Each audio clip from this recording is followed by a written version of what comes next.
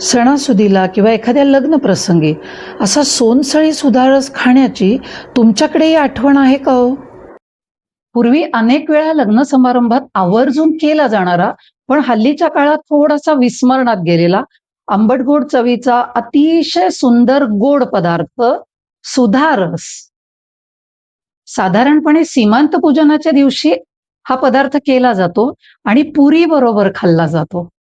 1 वाटी साखरेमध्ये 1 वाटी पाणी, मध्यम आचेवर साखर विरघळू द्यायची, सतत ढवळत राहायची म्हणजे खाली लागणार नाही.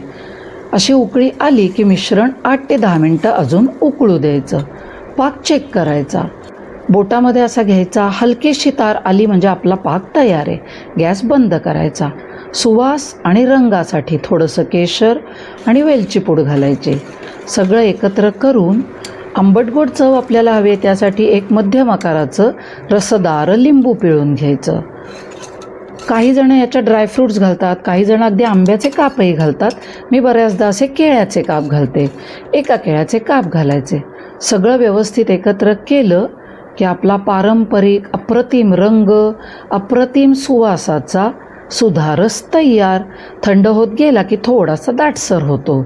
गरमागरम फुगलेली पुरी आणि हा सुधारस केवळ लाजवाब.